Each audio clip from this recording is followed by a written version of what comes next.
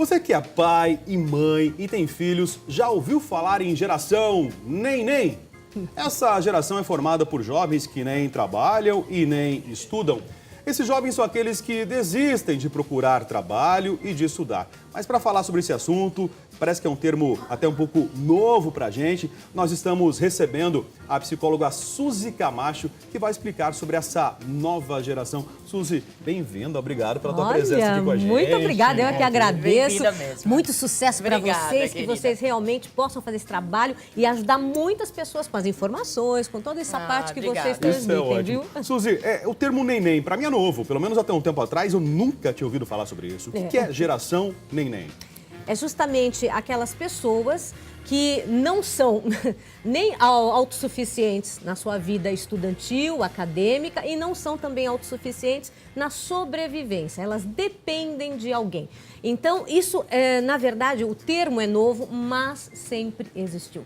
Né? E, infelizmente, a gente sabe que muitas pessoas acabam super protegendo o seu filho, a sua filha, em decorrência de achar que eles não têm, naquele momento, capacidade de sobreviver sem a ajuda dos pais. E aí cria-se, na verdade, um hábito e se desenvolve esse tipo de comportamento que, em algum momento da vida, este jovem vai necessitar andar com as próprias pernas. E aí é que ele vai sofrer tudo que ele não foi preparado anteriormente, né? Então, às vezes, a gente quer poupar os filhos e a gente acaba atrapalhando o desenvolvimento deles. Olha, é um assunto intrigante. Você em casa que tem perguntas para fazer para a Suzy, né? Assim como a gente, nós estamos cheios de dúvidas aqui. É só escrever para a gente, tudoposso@redefamilia.com.br. Suzy, no comecinho do programa, ao anunciar esse assunto, eu disse que 20% dos jovens brasileiros estão nessa situação. É isso mesmo? Tanta gente assim? Sim. Né? A gente vê que em outros países, desde cedo, a gente faz um trabalho, os pais fazem de autossuficiência. Você vai para um Oriente Médio, eles colocam o filho literalmente aos 18 anos para fora e diz, vai ter a sua vida, vai conquistar o seu espaço. Não é? Nos Estados Unidos, a gente também observa, desde pequenas as crianças são treinadas para a autossuficiência. Então, o menino vai ajudar a fazer a limpeza da casa, vai ajudar na cozinha, não é porque é menino que não vai fazer certos tipos de atividade que até então era considerado simplesmente para as mulheres. Então, eu vejo que é uma coisa muito cultural. Não é? Os latinos, é isso que eu ia falar, os latinos têm essa questão da superproteção. Mãe latina, a gente sabe como é, né? A mãezona. E só que a gente excede muitas vezes na proteção. E aí a gente torna o filho com a capacidade de sobreviver sozinho. Ele fica dependente de alguém. Então, para se prevenir essa geração neném, os pais devem dar o controle para os filhos. Sim, e olha, uma coisa que eu vejo muito, inclusive lá na clínica, as pessoas às vezes falam assim, mas meu filho, ele está querendo trabalhar. Isso geralmente por volta dos 12, 13 anos, né? Que tem aquele despertar que o adolescente tem para ser autossuficiente. Então ele quer ter o dinheirinho dele e tudo mais. Aí a mãe fala assim, não, ou o pai, não, eu só quero que você estude. Porque imagina se você vai ter algum tipo de trabalho aos 14 anos, como menor aprendiz e tudo mais, para ganhar 200, 300 reais. Não, isso aí eu te dou e você fica só estudando, porque eu quero te preparar para a vida. A intenção é maravilhosa. Eu quero que você se prepare academicamente para exercer uma profissão que te dê tranquilidade, satisfação e tudo mais. Porém, o que fica implícito para esse jovem? Alguém me sustenta. Não precisa, alguém me sustenta. É como se caísse do céu. E pior, ele não estuda o que deveria, né? Porque você vê, muitas vezes o jovem fica o dia inteiro, fica de manhã, enfim, na parte acadêmica, mas à tarde e à noite, quando ele deveria estar fazendo as tarefas e tudo mais, não está. Então, é uma ilusão achar que nós estamos ajudando um filho quando ele só estuda, ele não tem uma outra atividade. E mesmo dentro de casa, muitos pais, principalmente a mãe, né, ela se antecipa, vê que está bagunçado alguma coisa, em vez de falar para o filho, escuta, vem cá, agora, vai e coloca no lugar, não. Ela acha que é mais cansativo ter que ficar toda hora falando e recolhe o tempo inteiro. Mãe Maria Cândida, como é que ela em casa, Mãe Maria Cândida? Porque as crianças jogam as coisas, né? Chegam da escola, tiram a roupa e tal. Exatamente. Aí no banheiro também tiram a roupa, deixam lá largada. Então você fala uma vez, fala a segunda, fala a terceira, fala a quarta.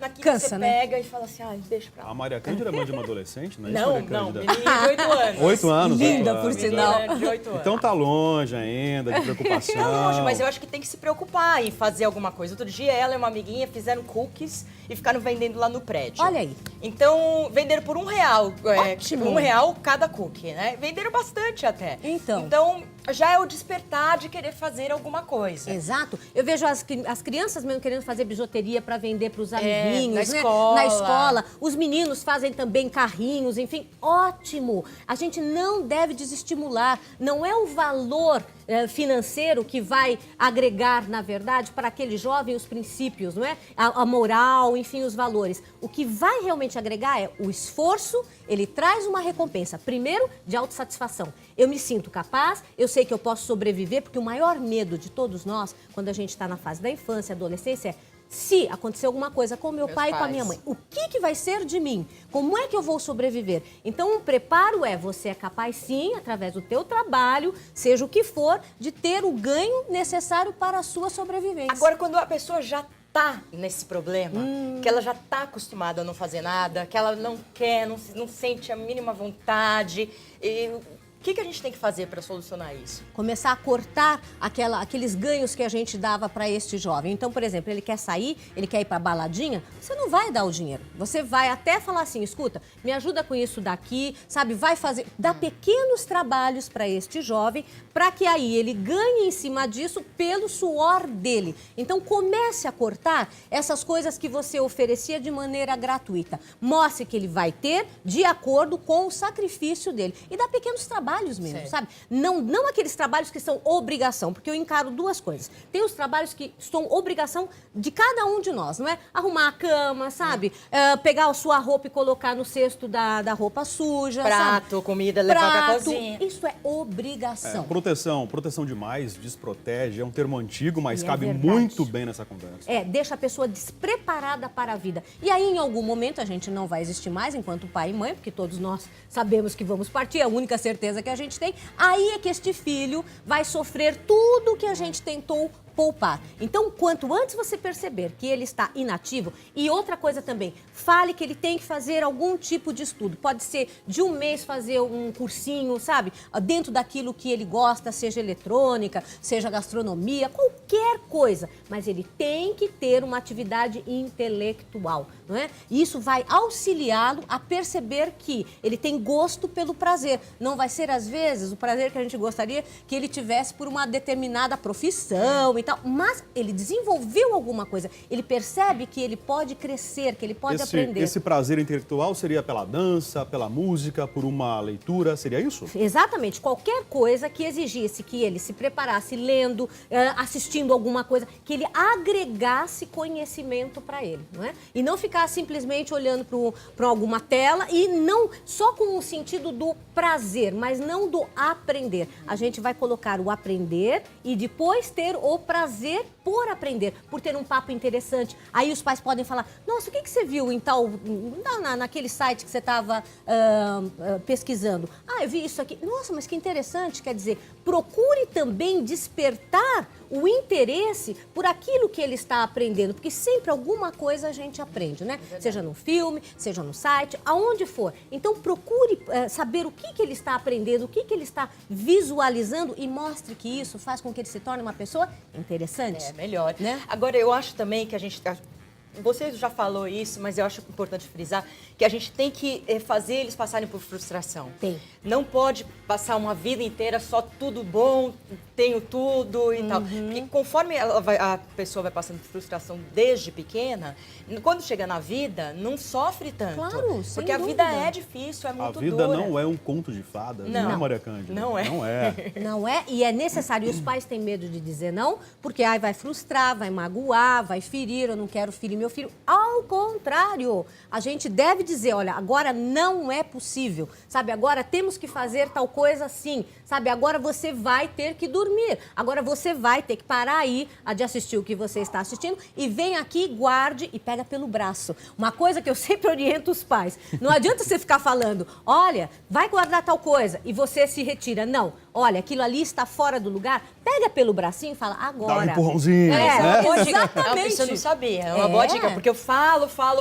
e você fica... se desgasta. E sabe outra coisa também que acontece? A gente acaba, quando a gente fala demais, então fala várias vezes, repete, a gente está estimulando os nossos filhos a serem desatentos. Por quê? Ele sabe que a gente fala e não faz o que tem que fazer. Então o melhor é, fale uma vez, a segunda, atitude.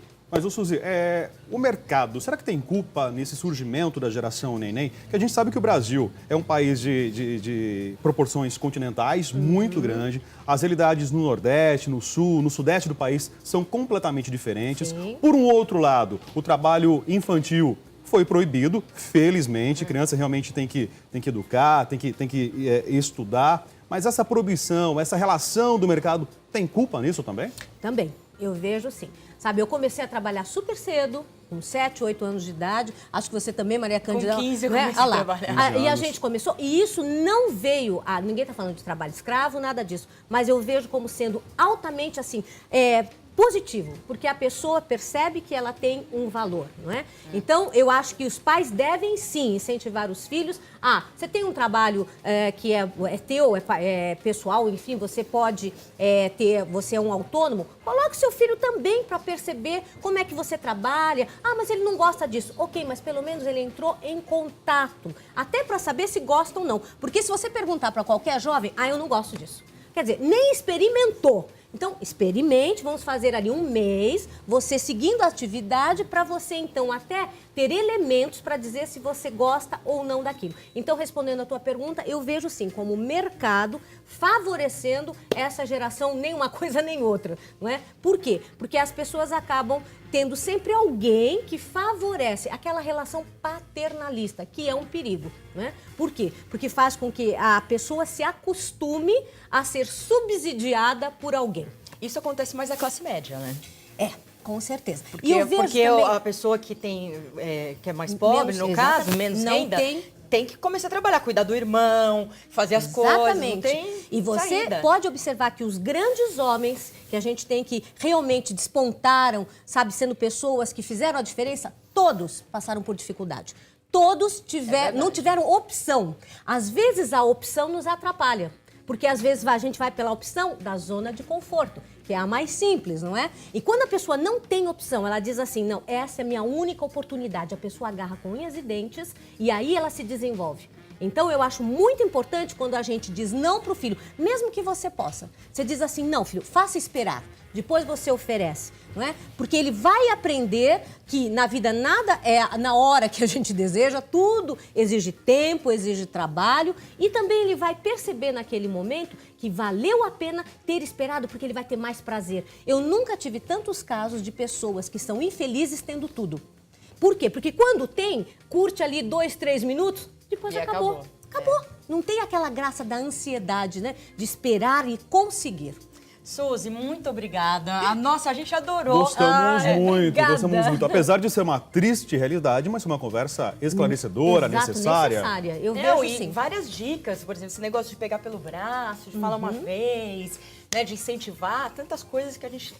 Às vezes, quando a gente é mãe, a gente não, assim, falam as coisas, mas passa e tudo, mas sempre tem que estar tentando pesquisar, ler sobre o assunto, é muito importante. Obrigada, volte sempre. Eu Obrigado, agradeço. Suzy, obrigado. Bom, a gente vai fazer um intervalo bem rapidinho e a gente já volta.